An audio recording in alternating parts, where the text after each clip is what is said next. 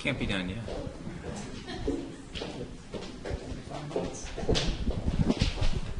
Thanks. These are short. One question I had regards PSSAs, as we've been talking a little bit about testing here. I understand the government, I don't understand the government requirements. I know they exist. So you guys start teaching in March towards the, to prep for the test. You test in early April. I realize it moves around. My concern isn't, I guess my concern is out of the entire school year of testing, of getting math education, just to pick an elementary school subject. I don't know how many hours that is in a school year, but how many hours if you take out field trips, all the other non-sitting there, right, you know, in other words, a field trip for the day doesn't really teach you anything in math, and it eliminates the math that you would get. I'm not against the field trips. I think they're great. What I'm saying is how many hours is it in total, you know, to create a whole number of 100? And then how much does all of the testing prep take against that as a final percentage? If it's 1 or 2%, well, it's not very much. But if it's 10 or 15%, then it's real. Let me ask the secondary part of my question because it's more important. The test gets taken in mid-April. From what I've seen, these tests are optical reading or whatever, where you fill in the dot. I would assume that those are then computer scanned, and I have tried diligently every year since kindergarten to get the results, whether they were, I can't remember the earlier test name, began with a C, the prior test that you take before PSSAs if you're not in the 3rd grade. To get the results as soon as possible so I can study them, so I can look at what changes in my grandson's IEP I feel like I need to push for, and I can't get the PSSA's results until October, at which point I can't get an IEP meeting once I've read them, thought about the changes I see, talked to the teachers, try to get some input. By that time, I've got a December IEP meeting, the changes are made in February, and it's PSSA test time again, and we don't have any. It's so late, the information I get is much less valued. The other question I had is just an open question. Do you guys have any idea of the amount of reserve? There's a lot of talk in the news currently in general about our school districts hoarding their reserve over a certain amount. I'm not suggesting that Bethel is at all. I'm just wondering if that is something you guys know in general anything about. I can answer that one in ballpark numbers. Basically, we have about $20 million in our reserves, but most of those are allocated for certain things. I think our unallocated reserve is about $6 million. Actually, I think it's a little under $6 million now, isn't it, Ron? 5.6 or something like that. I think they're having a hard time hearing you in the back. But that just goes over there. But the bulk of these reserves are allocated for certain things. So when a turf field, which costs about $400,000, when it comes due, we take that out of reserves. But what we do is we put a certain amount of money into the reserves every year to cover that. We put a certain amount into reserves for, to take care of maintenance and stuff. Some of that is set aside for big projects we know we have coming up with boilers and things like that. So the actual amount of money that we have sitting around that isn't allocated for something is only about $5.6 million, which sounds like a lot of money, but if you have a boiler system blowout or something like that, you can need $1 or $2 million really quick. What the auditors say, so the state guidelines is you should have somewhere around, I think it's 7 or 8% or so, and I think we're pretty close. 8% is the max you're allowed to have of unallocated reserves. And I think we're running 6.5 or something like that. Is that about right, Barry? Yeah, something like that. As I said, I didn't have a problem with that, but I just noticed when I talked about in public outside of this district. Yeah, there's a lot of details. I mean, if you go, it goes up, but you would expect that as some of our facility improvement projects come on, we know they're going to be coming in the future, it's going to draw it down. Right, I totally get that part. Is there a way to get those scores back? That's what I was just going to ask. Yeah, that's a good question. Is that because the state doesn't give us the scores No, in time? because they're in the school July 1st. July 1st. You can't get them. Right. So then you can't rate the rate. People ask, are you kidding me? I've got everybody on speed dial. They don't all know my voice. There may be a reason, but And I there don't may know. be. That's what I'm saying. It's not- But it's Yeah. worth looking into. Right, it's a question. I Do have they a, have to be uploaded individually into each student's profile? Is that, I have- is it a data I don't get upload? answers, it's just you'll get them in October.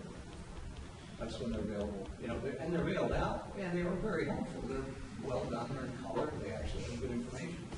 But in October, they're pretty much useless because it was in April that he took them.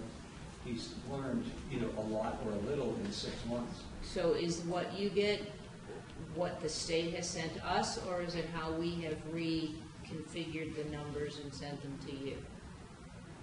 Is it a Bethel Park document, or is it a state document you I get in believe it's from October? Bethel once they get the state numbers.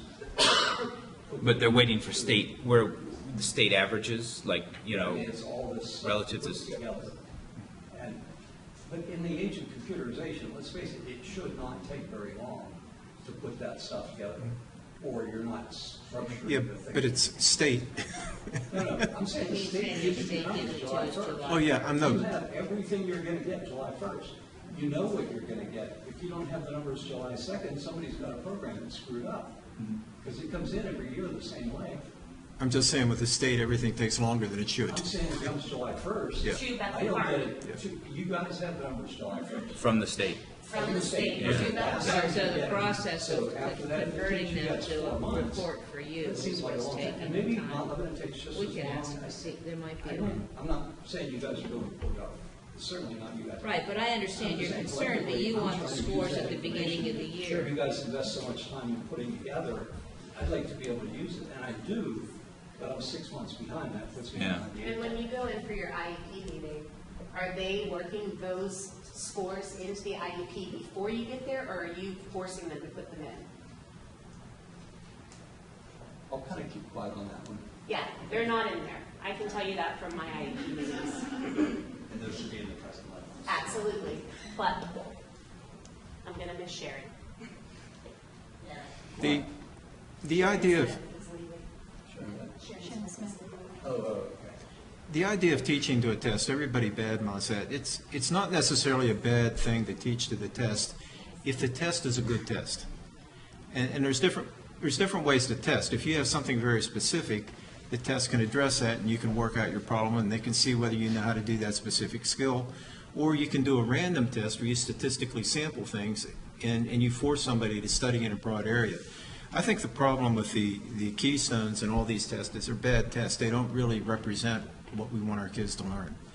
And unfortunately, we've been forced into that area. Our funding is tied into it. Everybody does that. Everybody rates your school on how you're doing those tests. And it's a bad idea that's been implemented by our bureaucracy. The state legislature didn't approve it. It was implemented by the Pennsylvania Department of Education. And everybody's stuck with it in the state. no question, I'm just saying, you've worked like heck on a test that nobody likes. Let's make sure we can use it. Yeah. It doesn't do me any good to get my kid to get better test results, which is what your goal is, if I don't get the information soon enough to plan on how to help them.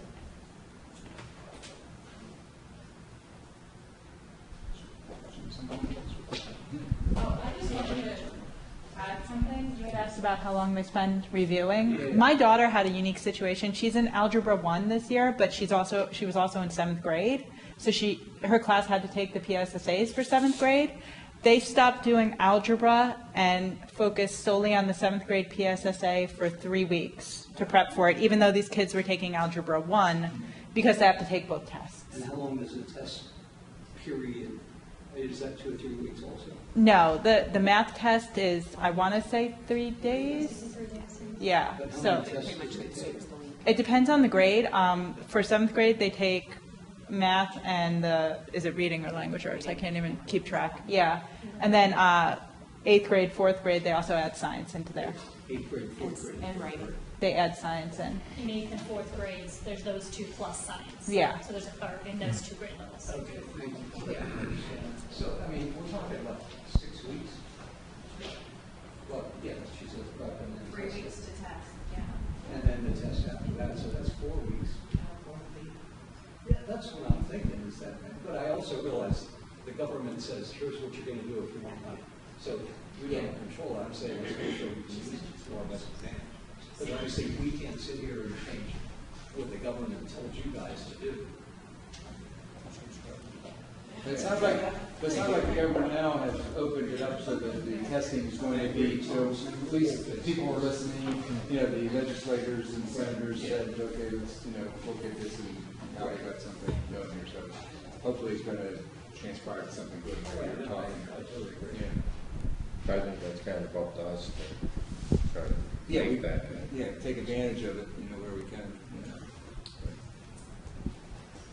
I just have a real quick question. To piggyback on what Mrs. Gibson said, do we have a district-wide bullying program? I know a while ago we used the OLIUS bullying program, and I know there are school board policies in regards to bullying, but I don't know that there is a program being implemented district-wide.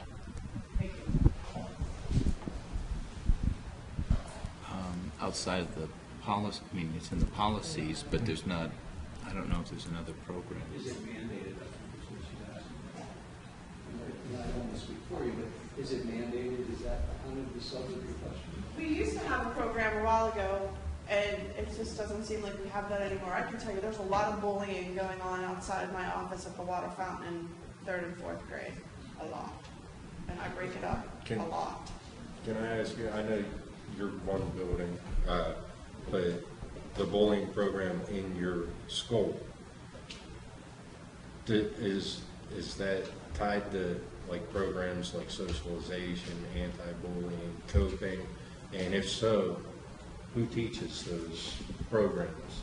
The contracted social worker will step in if there's a bullying issue, but as far as just a generalized program for the entire building, there is not something being implemented at this time.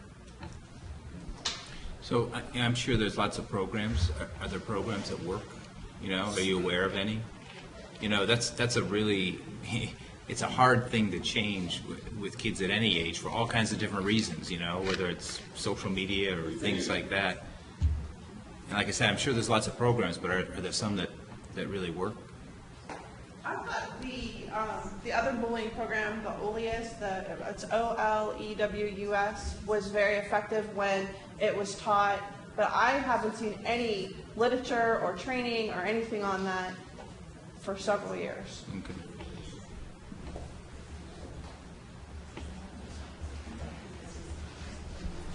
It's a good question for us to ask. Right, yeah. Okay, so I'm a new face, but I'm not new here. I've been here for 13 years, and I moved from the city of Pittsburgh, and I sought asylum in Bethel Park for my children. And I don't regret that choice one iota, because I have a graduated senior who got himself an academic merit scholarship to Teal College in the fall, and he's playing NCAA lacrosse with a D3 school. But he's going to be in a school that has less than 1,500 students on campus because he wants to be a name and not a number. Now, the boy is brilliant, and he had a very successful K through 12 experience here. But he doesn't know how to write a check. He can't balance a check account. I fear for this child because when he gets out into the real world in the fall, he may not be able to afford to eat because he's going to mismanage his money.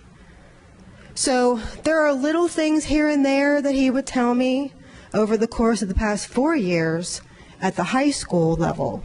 He had very, very limited contact and availability with his guidance counselor, which appalled me because they are the one person who should be available anytime, any day of the week. But he had to make an appointment. And with 9 or 10 subject days, with maybe no to 1 study hall, how do you expect him to be able to make the time for her? She needs to be available for him. I don't know how many of them actually are in one guidance counselor's realm, like how many kids they have to deal with, but maybe we need to look at those numbers and cut them in half. Because everything that he needed for college applications, he had to struggle to do on his own, including his transcript. He begged her to give him a copy so that he could send it to all the colleges that he needed to send his applications to. He never got one. He did them all himself. Smart kid, thank God. So my question then would be, because we have a shortage of administrative situations in the high school and maybe even across the board, how do we fix that problem? I'm not talking about teacher to student ratio. I'm talking about availability to a student who needs to be able to communicate with someone in a position to help him in his future success in college. That's what we're supposed to be doing here. We're supposed to be preparing these children to be adults and get out into another academic environment where they're going to be on their own into a higher institution of living, of learning. I just don't understand why that was so difficult. Another thing that I wanted to pick up from another individual, I don't know her name, she's right up front. Thank you. The reading issue, comprehension, the Wonders program. My daughter is going to be a third grader, and her comprehension skills from kindergarten into first grade were off the charts for the Dibbles. Dibbles, Dibble, I don't care how you pronounce it. D-I-B-E-L-S, the child is brilliant. Off the charts for comprehension for her first 2 years. In second grade, she plummeted. She just made benchmark. And that is all thanks to the Wonders program. I am bitter, and I hate that program. And if it went out the window tomorrow, I would celebrate. So I don't know how many other parents in this room have had that problem, but I know a lot of other parents who've had the same problem because their kids went from here to here in 1 year. And it was all because of the Wonders program. My child is not stupid. She can tell me what she read after she reads it. But for whatever reason, her tests went like this all year. She would get an A, then she would get a C.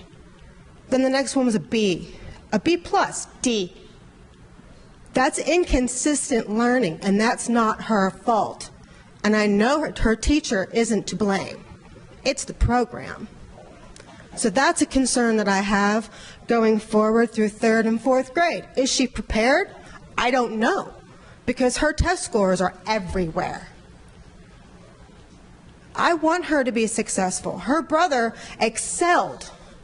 She's following in his footsteps. They're 10 years apart. And every teacher she's had knew him. So she's felt comfortable in her environment. She loves Franklin. If I had to move her to a different school, she would probably collapse and die. She loves it here. We love the school district. But these changes are impacting her negatively. And I can't stand by and say nothing. Now, if you want to compare the city to Bethel Park, I'm a product of the city school district. I was a Scholars Program child. So if you look at their numbers and you compare them to ours, they're really low. But that's because you have a majority of mainstream kids who have no interest and basically don't even have the time to go to school, and they don't apply themselves. If you cut that percentage of those students out, they would probably rank very high here. Very close to the numbers Bethel Park has. If you have your classes for advanced students and you have your Scholars Program kids and you only consider their scores, you have some tough competition. But the district itself is in shambles, and you have a lot of disruption in those classes. And their classrooms are not much bigger than ours.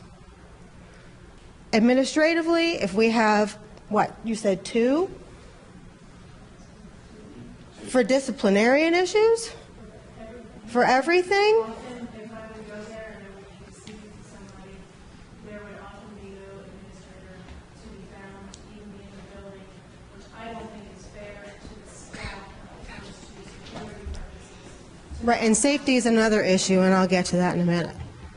I mean, I haven't heard anything. We've had how many closed school days because of terroristic threats by students?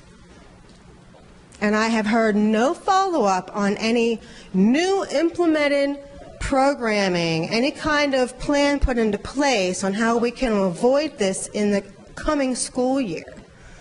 Now, my senior's gone, but I got a third grader to think about. And she's in one of these schools that has no metal detectors, no security, and that makes me nervous. I don't worry about bullying as much at her level. I know that it happens, but at the high school level, it's much more vicious, and you have cyberbullying to deal with. Now, that's not something you can deal with on your own because you have no control over social media. But if you only have one guidance counselor on staff, and you have kids who are dealing with not just in-school bullying, but all of that on top of it, I'm surprised our suicide rate isn't higher here. That's another concern. So there are so many different things that have been brought up, and thank you, Sharon, because she actually brought forth some solution to the points made here, because this district is a village, and it takes a village to do it all. And the more involvement everyone has on every level, the more successful everybody is going to be. So I'm here because I expect to see monumental change in a positive direction by everyone across the board. I don't care how we do it, it just has to be. I am more than willing to do whatever I have to do on my part as her parent to help you do what you need to do. We just need to come up with a plan, because what's happening right now is not working. Oh, I'm not a licensed driver. I walk these streets every day, and I work here in Bethel Park, so not only do I live here, but I support my community in a different capacity. I will go with you to the municipal building, and we will figure out how to get your kids to and from school safely, because I walk those same streets to work and home every day.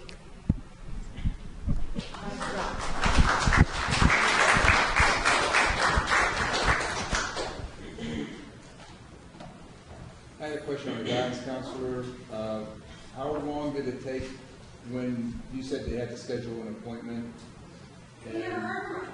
So you He never did heard? everything because he never heard from him. Yeah, I mean, I question why. It seems like something's weird there, you know what I mean? I can't speak on behalf of the guidance counselor, but obviously, if you request a meeting or asking for transcripts, like you said, things like that, something's wrong there. I don't know what happened to it. Everyone were off, she wasn't there. Yeah. So he did it on his own.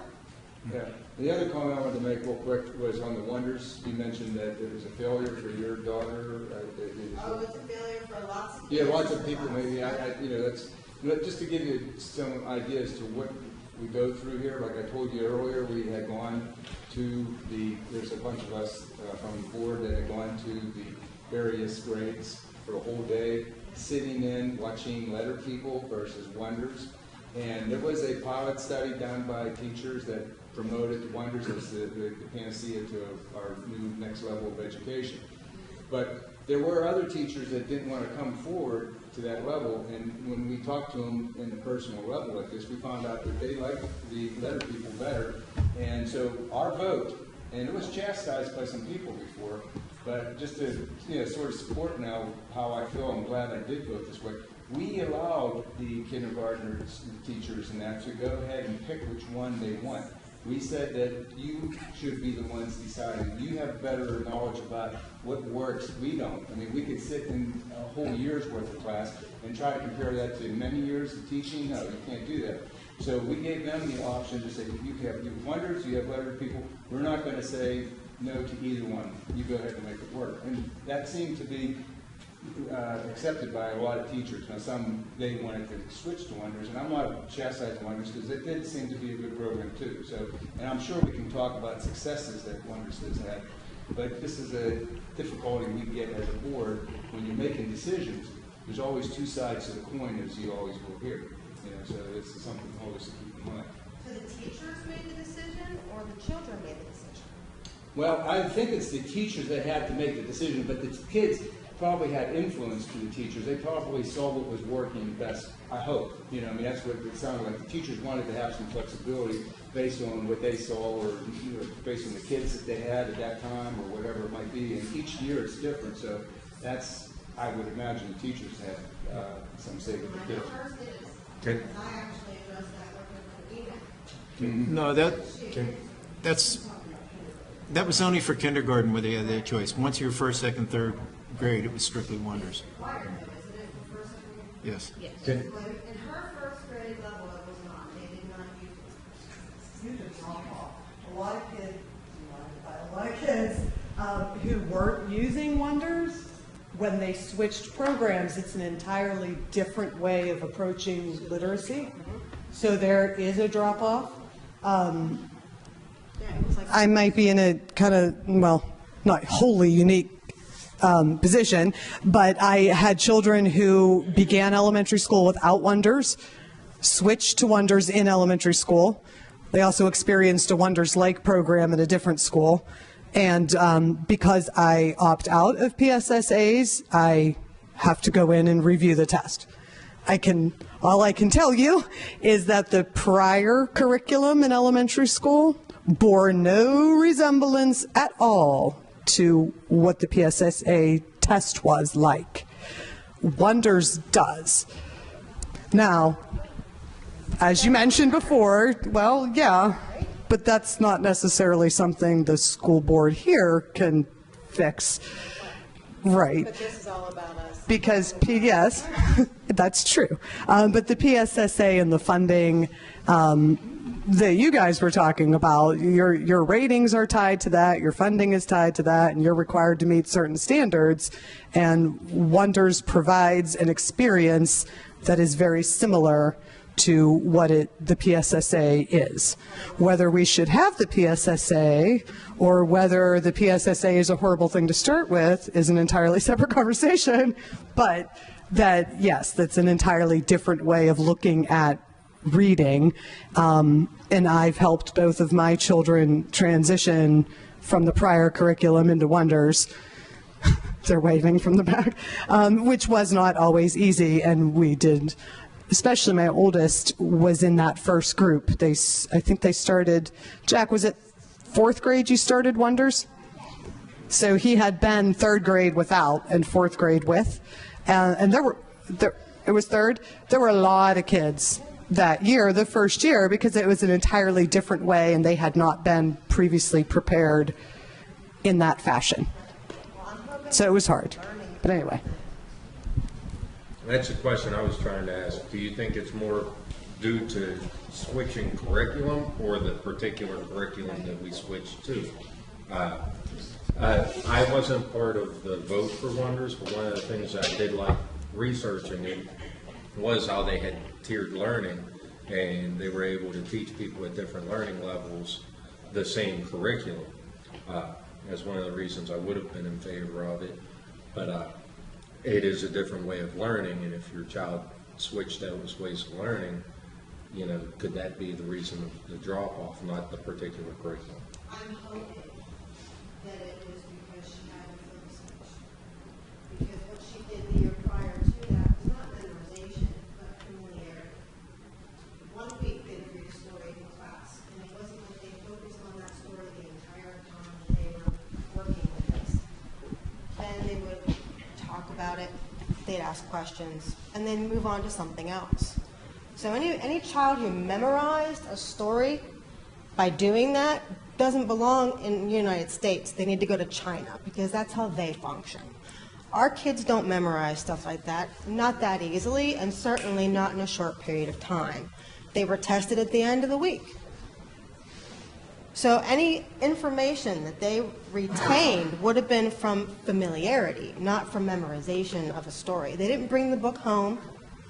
They were not reading this in the evening before bed so that they could remember every sentence and every word in that paragraph that they had to remember. So with Wonders, it's a completely different way. You're not presented with any of the information.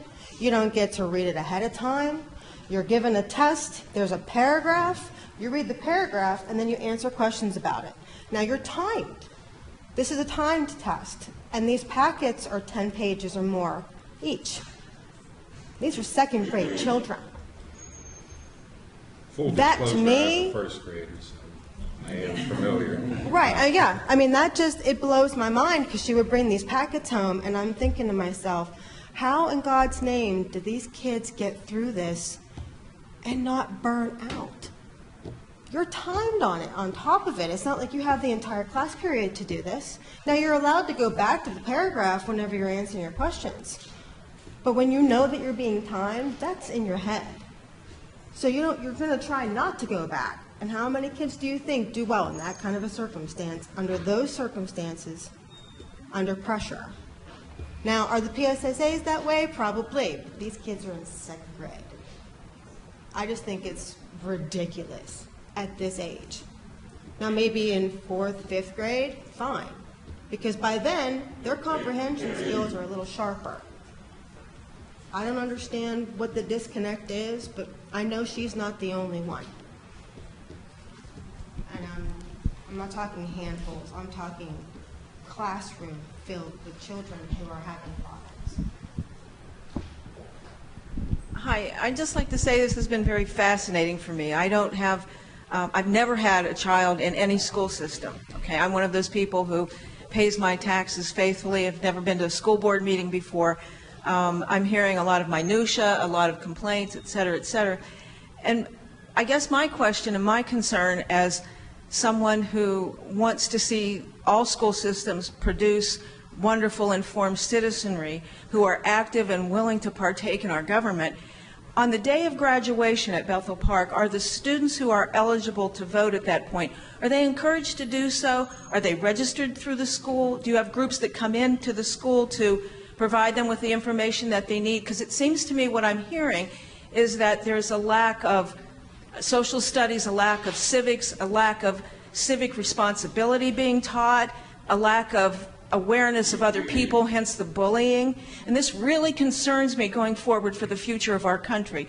I understand that not every student is going to go to college. That, to me, is immaterial. I think that there are roles for every single person to play in our democracy, but I think it is paramount that we change the voting turnout on Election Day so that if we're not happy with some of the programs that you were talking about, that they can be changed, and they can be changed by the citizenry. So my question really relates to, because I just don't know the answer, are they registered to vote when they leave?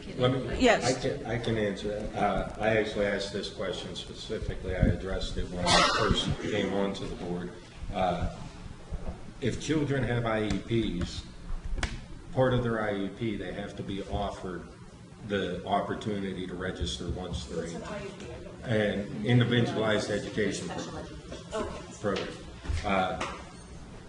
If not, there are no requirements, but I urge our superintendent to try to make sure that those opportunities were given to all of our students. And he told me that he would reiterate to at least like the civics, social studies, AP history, those teachers, to try to stress the importance of voting and registering to vote. And sometimes student government takes the bull by the horn too, and they go out and they encourage them to vote. And the social studies teachers sometimes bring them into their classrooms to talk about voting and different things like that, and encourage that. I was more concerned about absolutely getting them registered to vote, because I talked to some young people, and it's surprising. They're like, what do you mean you have to register to vote? I thought I would just vote. It's like, no, you have to do something first. And I just want to make sure that that is in there so they understand that that's a civic responsibility that we all have. Absolutely. Just to add to your comment, I'm 100% in favor of that. I'm a judge of elections, and we talk about the people that are registered to vote. I see our tally, and take a guess what percent we get. Of the ones that are registered to vote, these are not of the ones that could. On a non-presidential election, you're lucky if you get past 20-25%.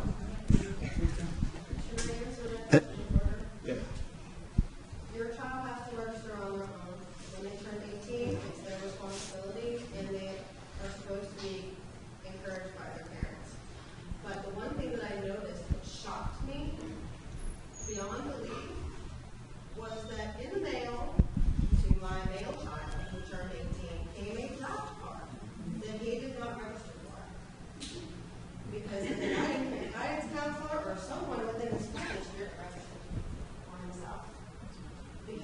never saw the paper, he never signed anything, and that did not. It just showed up on the stuff. So my son has not signed up for the possible draft if we actually have to post it. Yeah. And they, But I was told we had to do that on our own, but it. For somebody to have done it for you, that's our requirement. He never signed a piece of paper, it just came. I'm fine with it, because I know it's required, but it was just, it's weird. But for him to. no, just to clarify, he probably received somebody signed him up to receive the application. They didn't fill out the application on his behalf. They had to, because it's armed with all of his information on it, that he carries in his wallet from the United States government. Is it showing that the status? I don't know, I didn't look at it. Maybe the application for itself. Well, it's an application card. It's a card. Please put in your wallet, it says he is registered. That's one of his identification cards. That's all of his personal information. So I just find that ironic that he has to actually do a registration to vote. But all of a sudden, he is registered to vote. they do it. I hope so. Maybe I should draft them people, but I wasn't gonna. To go back to your question about civics and engagement and voting registry, the governor has actually identified that this year as a huge thing for this past school year. There was a Governor Civic Engagement Award, and there were free programs available such as Inspire USA. It came into the school that I worked at. We have a larger student population than Bethel Park. We had one social studies teacher who worked with our seniors, had student volunteers. We got 99% of our eligible students to register to vote. It was the highest in the state. We won the Gold Civic Engagement Award. That was afforded, that opportunity that we participated in was afforded to all high schools in the state of Pennsylvania. So I don't know if they explored using a program like Inspire USA, but it was free. They came into the school. They provided us the applications, both paper applications and online applications. We set up booths during the lunch period. They could fill out a paper application, or they could go on Chromebooks that we set up, and we got 99% of our eligible seniors registered to vote, which was the highest rate in the state of Pennsylvania. Whether they continue that on or not, but that's a program that is easy to do. One teacher did that. One teacher. It wasn't even the whole social studies department. It was 1 out of 11 teachers that was able to accomplish that. So I think if the teachers are given that program, they could do that. Yeah. Okay, so it wasn't the student government organization or anything like that? It was. No, we have a contemporary American democracy class our senior year, which is governments and economics, and they preach the importance of it in the governments class, which I know Bethel is a similar class, and they encourage them to sign up during lunch. Kids walked around with applications. They walked around with Chromebooks. Workers from Inspire USA came, and they helped them register, and we actually had the Secretary of State from Pennsylvania come out and present the award to our school. So the kids were able to see how important that was, and he commended him for it. But just throwing it out there that there's programs that will do that for you. The teacher just doesn't need to set up Chromebooks and bring it in. There's staff that will come from these organizations. So explore something like Inspire USA. And it was in a memo from Secretary Pedro Rivera and Assistant Secretary Matt Stern. They provided all the resources. We just clicked on the links, and the teacher went with it, and that's what one person was able to do. So just to give you guys a good maybe direction to head in.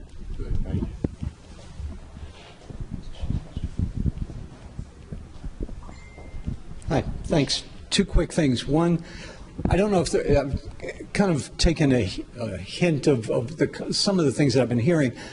One thing that I wouldn't ask the board to take responsibility for, but if they could do some research in general on how to provide a program to parents and their children on things like balancing a checkbook, learning to vote. You know, in my case, I take my grandson with me. He watches the whole process. He actually has an understanding of it now. But miscellaneous accounting, simple things that you're going to have to, understand credit card and its limits. And when you, get a statement, you have a couple weeks to pay. But if you don't, you're going to get hit with a hell of a charge. Simple stuff, and not stuff that I think there's room in the curriculum to say, let's put something else in there. But even just information that as educators that you guys would have access to, that parents could work with their kids and coordinate with the school district in terms of turn in whatever it is and say, how did we do, or, is the kid getting it, that kind of thing. would be a wonderful asset, because I keep hearing this. Every high school student comes out and goes to college, signs up for that thing that they give them a free toy of some sort, a free app, and all of a sudden they're $5,000 in debt.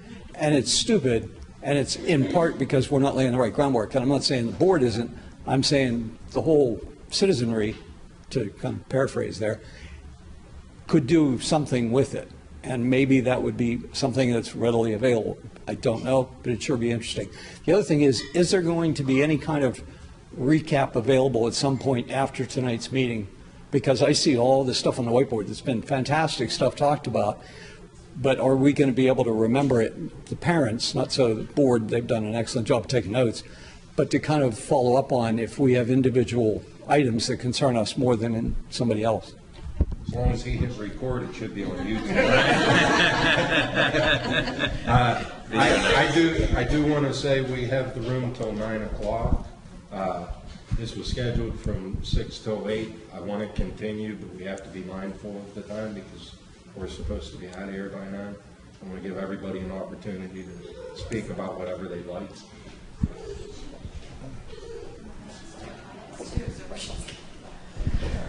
Hi.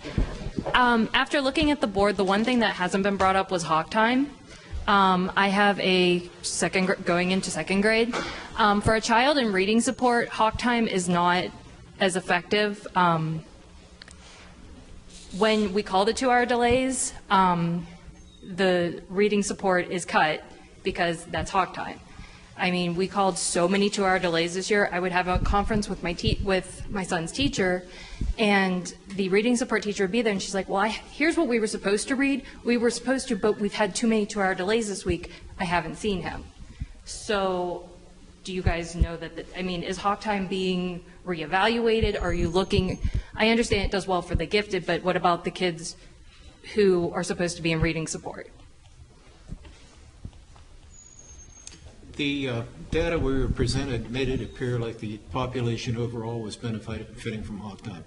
Now, if there's a certain subset which is being hurt by it, that's something that we don't know about. Do you know if every school has it in the morning, so it's impacted by, I'm assuming it's in the morning? That was the way block scheduling was, which Okay. I have a first grader. So first grade they got to school, they had hawk time, they had all their specials, and then they went to lunch, and then they had all their learning. If you're thinking of a 6-year-old, that's what a 6-year-old had to do. So by the time when they were usually tired, my kid didn't nap, but some kids still just got over napping. They had to learn all their main information was given to them then.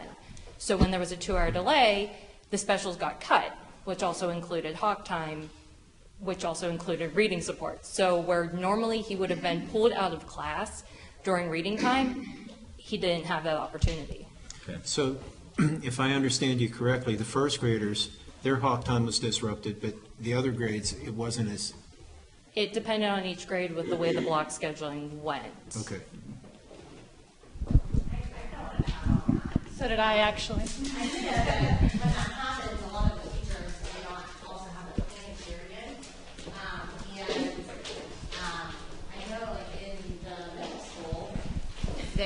They have like an adapted day, but I don't think they're doing that in elementary. Is that a possibility? Is there a reason why the middle school, NAMS, does that and the elementary doesn't? What do you mean they have an adapted day? Like they have shortened periods. They still have all of their periods.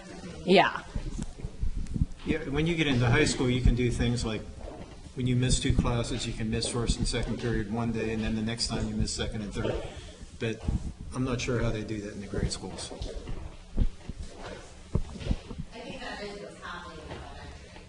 So they won't completely miss, like their hawk time and whatever else, instead of having all the periods just shorter. Mm-hmm. Well, the other solution is you could rotate it so one grade would miss hawk time one time and another grade would miss it the next time.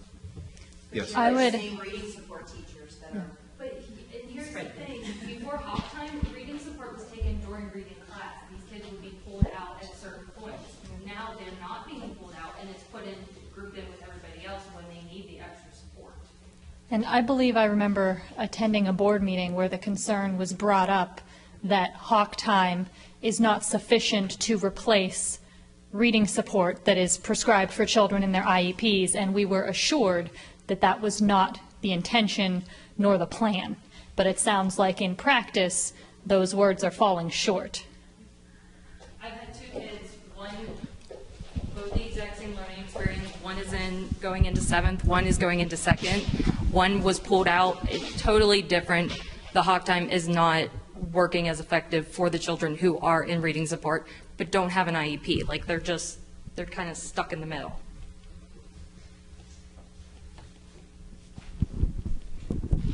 And I think kind of following up on what she said, I think some issues are, they look good on paper. And so what may be presented to you in a situation of Hawk Time is working for everybody, and you guys are the ones that would vote, for example, at Franklin to cut this coming up here, a part-time reading specialist. So it's a problem, and we've reduced faculty to teach that. But on paper, it may look right. You know, and this, I think, a similar instance is the issues with the paras. On paper, it may look right. That para may be available on a sheet of paper, but real life, real school setting, it's not working. And maybe we need to fix what's being presented to a board that makes those decisions, that perhaps what we're putting on paper isn't real life. And that's not an effective way for you guys to make educated votes in a school when it's being presented to you on a paper. And I respect that. If you get that on a piece of paper and you say, Hawk Time it's working, it's great. Okay, we could reduce this reading specialist position at a school, but it's not working. So we need to look at a better way to report this type of specialists and paras, and it's not a business. It doesn't all work on a sheet of paper, I think. And I don't know how to fix it, but it's clearly an issue. I mean, it's an issue, and then we just cut somebody in the exact same school that she's talking about for next year. So I don't know. Board members going into the schools would fix that. Yeah, and it's not necessarily a fault of you guys. What you're being presented with is data, but I'm just not sure it's accurate data.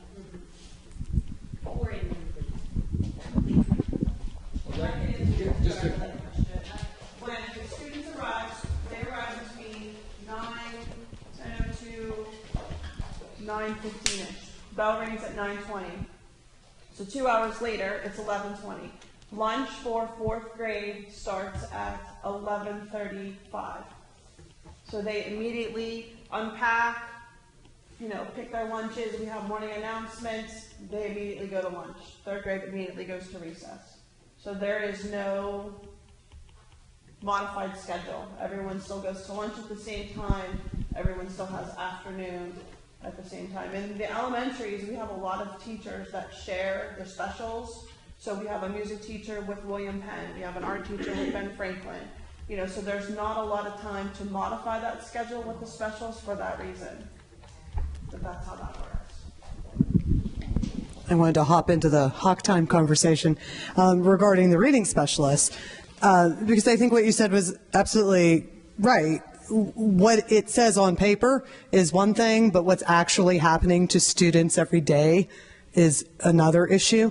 And I think it seems to me, from what I'm gathering from parents with these concerns, is that previously reading support was provided for the skills that this whole class was working on, and it was provided in small group situations. Now, reading support is provided during Hawk Time, which is based on the reading unit the children have just finished. So they go the whole regular instruction period testing grade with no reading support for those items they're covering. Then they do Hawk Time, which is a review of the last unit. Then they get reading support. And it's not small groups, it's now the lower third of the grade, or however they're sectioning the grades, which makes it very difficult for students who need a small group to concentrate, for students who need more one-on-one attention than just two teachers with a grade. I would assume that their regular teacher, grade level teacher, is working with the instructional support teacher. I don't know, our instructional support teacher who is here left. So I would think that probably in that situation there are 2 teachers, but some of these kids, they need to be in a group of 2 or a group of 4. They can't be in a group of 25 and get what they need. And when they do get what they need, it's what they needed last unit. So now they're still struggling in their current regularly scheduled unit, and they're trying to catch up in the unit before. And they're really, now you're talking about kids who need help with reading, trying to keep up with 2 sets of focuses, goals, two groups of things they're trying to learn. And I think it's overwhelming and not effective for grade school kids. And I think that what the parents are saying their children are going through and what the teachers are saying that they're dealing with and the instructional reading teachers are dealing with, I think that's really what's going on. What you're hearing on paper is another story. And I know what you're hearing because I've had this conversation. Okay, Sharon, I don't want to argue with you. I want to present one idea, and maybe you can give me some feedback on how to fix it. Sure. The way, let's use math for an example, because I think I can get some more concrete examples. Okay, we have a math lesson, they go through it all week, and then they divide the Hawk group into 3 different groups. Those that are doing well, those that aren't, and those that didn't get the concept. Okay, and that's why I'm picking math, because you can talk about a concept. It's easier than a certain vowel combination or something. Okay, the idea is then you can get those people that didn't get the concept and get them back up to speed and get them in with the mainstream again. Okay, so that seems like that's a good idea. I would agree with that. Okay, so how can you fix the other problem without throwing the baby out with the bathwater? I think, and I'm sorry, Darren had to go too, because I've seen Lebo Time does in Mount Lebanon they do Lebo Time, which is similar to Hawk Time. It's the same general theory. However, their Lebo Time is an extension of what we are doing today. So when they have Lebo Time, it is what we're doing right now. We divide up. And the kids who just handled our lesson very well and clearly need an extension to challenge them and keep them engaged, they get it. The ones who are right on track, they keep going, maybe deepen the problem a little bit, bring them a little bit more challenge since they did well. And the students who are struggling, they get reinforcement. We dial it back a step. Okay, I saw half an hour ago when we went over this problem that you really struggled with that concept. So I'm going to dial that back and break it down and make this a little more simple for you because I want you to stay on track today. And to me, that fits in with how children learn in elementary and how teachers teach. And I don't know, going back in time maybe I'm seems a little difficult. Bit slow. Explain this to me again. We're talking about the lower third, correct? Right. Primarily? Well, I was talking about all 3 groups, but yes. In the lower third? Yes. Okay, it sounds like there's a group in there that needs more attention than that lower third is. How do you deal with that? Well, I think the issue with Hawk Time is that it's going back in time. What Hawk Time covers is what the student has already been tested on and finished and is done with. In Mount Lebanon, they do Lebo Time, and it is what we are covering today. You don't have a chance to get to the end of your unit, fail it. Okay. Do you see what I'm saying? It is what the student is learning today or this week or whatever. It's current. And then the child also has a chance to catch up and do well on the test.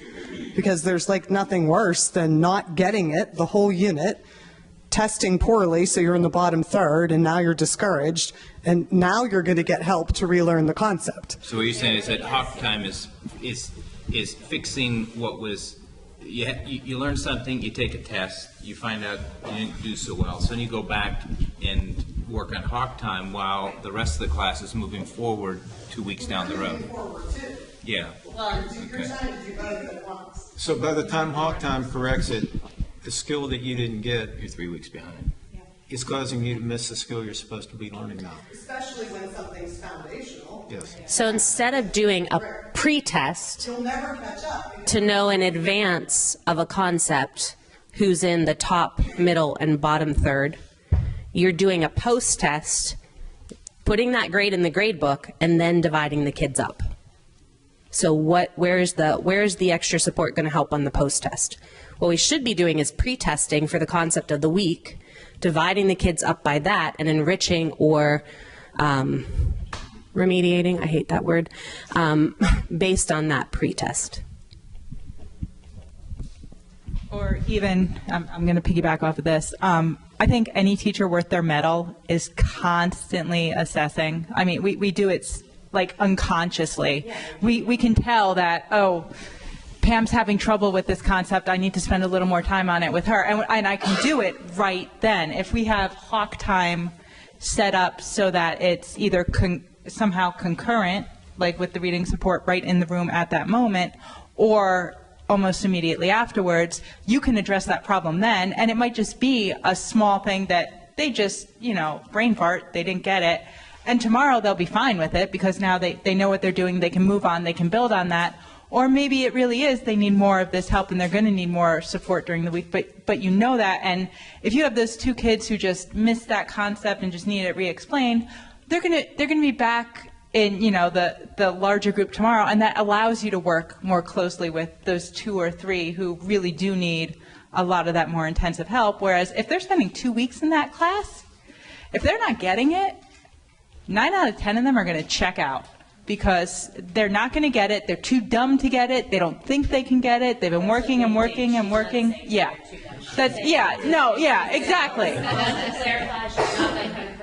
No, and I'm saying my daughter went through this year, not Hawk time, but she didn't get it and she was like, oh my God, I'm never going to learn this. I can't learn.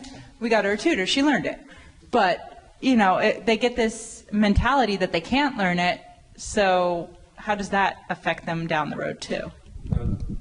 Just for clarification, on an educational standpoint, there are 2 big things that I heard about today, and they seem kind of interrelated, but for different grade levels. Co-teaching and Hawk time. Co-teaching does a lot of those things in the higher grade levels. Hawk time has the potential to do those things in the lower grade levels. But the difference would be, and I'm asking, I'm not stating, I just want clarification. Difference would be Hawk time is more not integrated within the class, but a pull out of the class. And if we were to use it in this way, we could stay current, but still pull people out and give them that extra challenge or the augmentation to where they're struggling. Am I correct in that evaluation? Mm-hmm. I like it. But then what happens when the student, like you were saying, has this difficulty maybe learning with whatever the reasons are? Now you said like you get tutored, which means if you look at it, what happens is you're pulling them out and there's time to decide. But when you have a whole classroom and all this, how do you deal with those groups of people that might need a little extra time? So do you have an extra class, or do you tell them to meet after school, or He's a reading support specialist. yeah, so the reading support specialists, when do they take them and do? They can pull them out of Hawk time. During regular instruction. So they pull them out of Hawk time and then they teach them what they're missing in Hawk time, or Focused instruction in smaller group settings so they can grasp the concepts they're missing. But meanwhile, in Hawk time, they're still going on, and so the reading specialist is focusing on this one area. At least that's what I'm saying. Correct me if I'm wrong, but yet this is growing with the other groups that are catching it faster. So now they're getting up higher. Not really. No. My interpretation of it would be, let's see, you have these kids who, they know this concept, they've got it, they don't need the practice on that concept. You enrich them somehow. You're not moving forward in the curriculum necessarily. Yeah, you're going deeper into whatever the concept is and, pulling some other stuff in maybe, but you're not moving ahead. You're just getting a deeper understanding of it. For those kids who, they're doing okay, a little extra practice is going to be reinforcement for them. Some of them hey, maybe they can do some of that enrichment material. And then for those kids who need that extra help, well, that's their opportunity to get that extra help right now, you know, that same day or the day after, however you do it, without running along for 2 weeks going, I have no idea what's happening in this class. So in summary then, from what I hear, I mean, we know that some kids, while you need a little enrichment and bam, they're right on the track again. And then there's still some that you can give them a lot of enrichment and they're still going to be slow. And then there will be a disconnect. But in hog time, is it where this is like a sprint and we are not giving kids opportunities to catch up? Is that what's happening? They're not being given opportunities to catch up? I think that it's being used right now in a way that's sort of more, it's being used as like reinforcement and review, so that the kids are, they're kind of confirming that the kids are retaining concepts that were learned 2 and 3 weeks ago, and they're going to retain that so that the teachers or administration, whoever's looking at the scores later, knows that the kids have understood the concepts and retained them after a period of time. And presumably that is for later test performance, as opposed to confirming that they have a deep and thorough understanding in the moment. So if we're learning about division and we have a group of kids who really understands it, they're going to maybe get word problems, applying that skill in a real world situation. The kids who are solid but not really advanced, they get it, but they could use some practice. They might get a mixed review worksheet, a couple word problems at the end. The kids who need remediated are going to go and get the skills retaught to them in hawk time. And we're doing that like 2 weeks later after the kids have already finished all of those concepts, instead of, as Sharon was saying, in Lebo time, we're doing it concurrently. If we did division this morning in math class, we are doing division in hawk time this afternoon, because we're going to make sure everybody understands this. And if you do, great, here's the hard stuff. If you're just catching on, okay, here's some more review and a little bit of a challenge. And if you need remediated, it's going to happen now instead of 2 weeks from now. Yeah, so I think, if I understand, with the hawk time approach, once you get behind, you stay behind. Yep. Yes. Okay, that's kind of. Catch up the entire year. And to make an educated guess, my guess is the way Lebo 10 is working is with more support staff. Yeah. So I you think take that's the only way it works. You take away that reading specialist, but between elementary schools, you've just taken a weapon out of the arsenal of the teachers to help be successful. Yeah. So, and you're getting data on paper, but you're not realizing the impact. What does that do to that hawk time program when you take away that person? The data shows you the numbers are good, but the data was good because they had that reading specialist. What's the data going to show this year when you don't have a reading specialist? Well, there's still a reading specialist there. But you've lost half of them. So now you've reduced, that person can only be spread so many areas. They're not going to be able to address all the groups they need in hawk time. They still, but Franklin didn't lose any kids. The kids are still the same. Yeah. So those reading specialists were busy and teaching kids and doing hawk time, but you've lost one, but you didn't lose any kids, and you didn't lose the need for it from what these kids are saying. So how did we lose one? Like, how is that justified to lose one and not fill it? She was only there part-time, but she was busy when she was there.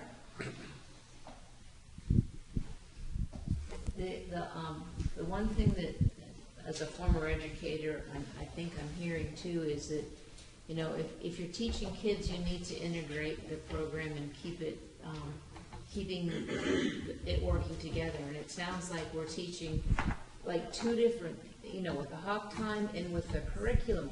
What we need to do is we need to match them up so that they're coordinated together. That only makes sense as an educator, to coordinate your curriculum with the hawk time. And I think that might solve some of those issues. When we set up things like hawk time, do we ask teachers how it would work for them? I mean, they are the ones teaching, right? They are the ones that see their classroom broken into these thirds. They have to have a say in how it's done. Or it's not going to be successful and it's a colossal waste of time. Well, I would like to say hawk time has shown itself to be successful. The general scores are improving. It sounds like, let me finish. It sounds like there's a problem with a specific part of it, which needs to be fixed. But Hawk Time in general is working. So we don't want to throw out the baby with the bathwater. We want to fix the part of it that isn't working. I think she's saying go to the source to find the fix. I mean, I will be perfectly honest, Hawk Time works phenomenal for my daughter. My son would have floundered had it been the only support he could have gotten when he was in elementary school. My daughter loves Hawk Time. In fact, her favorite part of the day. Because she's sometimes in that top 1/3, she's sometimes in that middle group. And her teachers have made it wonderful because they can for those groups. It's that bottom third it's just not working. What you did was you took something when they got pulled out special. Like, I mean, not everybody has reading support. So now you've given everybody the exact same help, but you took away the extra help that was needed for the bottom half. They now are getting the same support as everybody else, where they need that extra support. So keep Hawk Time, but then figure out some other way to pull those lower kids out to some type of support to help them understand so they can move forward. But I think too, like, Mr. Meeks, if the data says this is working, why did we change it? Why are we taking someone away from Franklin? Well, somebody retired, and I think the staffing at Franklin had more reading support teachers than some of the other schools. I think that was a basic rationale. What's that? Yeah, it's a bigger school. And class sizes of at least 23. At least. No child of mine in any grade have they been less than 23. So it's not even the schools with smaller class sizes. We're not talking about the 16s and the 17s. We're talking about at the school that has consistently 22, 23, 24, 25 kids. It doesn't add up. Yeah, we're saying the data shows it works, so let's take a teacher away and not put one back. That doesn't make sense. And on that note, I know Barry talked about this earlier in redistricting. I don't think anybody wants to redistrict, but my job as a parent is to get over, oh, my kid may not go to the school they went to. It's what is best for her education, what is best for his education. And being in a class size of 25 versus being in a class size of 16, my daughter's teacher this year was phenomenal. What she could have done with a class of 16 would have been out of this world. What some of these phenomenal teachers at, say, a William Penn, they're getting that opportunity to do that. And we need to even it out, and parents need to get over it, because like Kenny said, the kids will be fine. They will be perfectly fine. They all roll up into the exact same 5th grade. But we need to level it out. And the pushback that parents may give on that, they need to step back as parents and say, this isn't the right thing for their education to push back on this. Like, it makes sense. We, as parents, just as you as a school board, need to put the children's education first.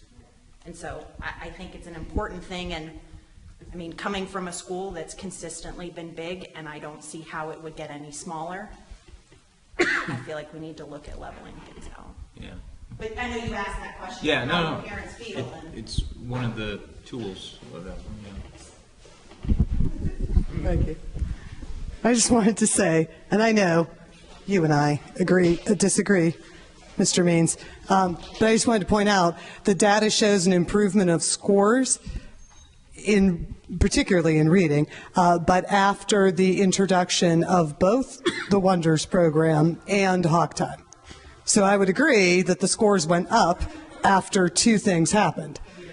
I disagree that it had anything at all to do with Hawk Time, and I say that as a person who has looked at every day and every week Wonders tests and Wonders homework and the prior curriculum's tests and homework and the PSSA tests every year, as well as what they tell me they do in Hawk Time. So, in my opinion, it's obviously Wonders. I know you disagree, but I've looked at a lot of Wonders and a lot of PSSAs.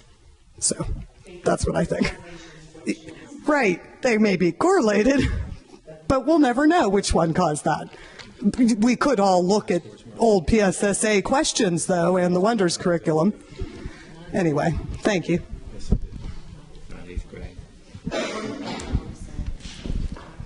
I'm going to close. This is my last comment. I don't envy your position, and this has been really helpful. I think everybody in this room has benefited from this particular moment in time. I know I have, and I appreciate your time. I know it's just as valuable as everybody else's.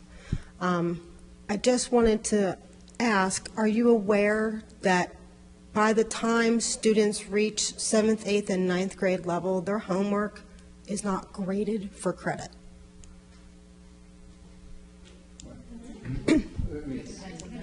It depends on the teacher, but I can tell you my high school senior has told me that his homework was to be turned in for credit, but he never got a grade on it. He's gotten credit for it being turned in on time. It was punctual. And if he was late, it got docked. But he had no idea what a lot of his assignments actually were. Now, papers are different. I'm not talking about like actual written literature papers where you have to turn in something for a point on it. But I'm talking about like just simple, every day, this is due tomorrow, homework. He has not received actual letter grades on them, which shocked me. Right, I'm sure. But I mean, I can't imagine that every single teacher he's ever had was one of those teachers. So it kind of baffled me. He did well. I'm not saying that he didn't. His grades were fabulous. But it kind of got my wheels turning. Somewhere between like 8th and 9th grade, he said that he hasn't remembered ever getting an actual grade on his homework other than like essays and papers where he had to write a report on something, where it was worth a very large percentage of his final grade. Those are different, but I'm talking simple little things. And I think it was more of an approach by the teacher to say, okay, well, this is like one of those situations where when you're at work and you have a deadline that you have to meet, we're going to give you 100 points for turning it in on time. Like a punctuality thing, like, yeah, you met your deadline type of thing to prepare you for real life. I don't have a problem with that. I think that's actually a really good idea. My 9th grade civics teacher did a mock stock market situation with us where we actually had to pick our stocks and see who won in the classroom as a challenge on who could balance and manage their money and invest it wisely. I won. I had no idea what I was doing, but I was really, really happy with myself. It was a lesson in life on things and what you could look forward to later on. These are some things that could be actually integrated into high school with the checkbook thing or balancing your checking account, things of that nature, just things that you could integrate into it. And I don't expect school to do everything. That's definitely something that parents have to take a responsibility into. And he now knows how to do all those things because I taught him. But I think as a team environment where parents and teachers have to work together in order for the full success of a student, that's one of those situations where that's actually a necessity to integrate in some capacity into a curriculum for a high school student. And as we were talking about earlier, integrating the entire community into some sort of programming like the Johns Hopkins program would help children who are in that lower third succeed and accomplish more.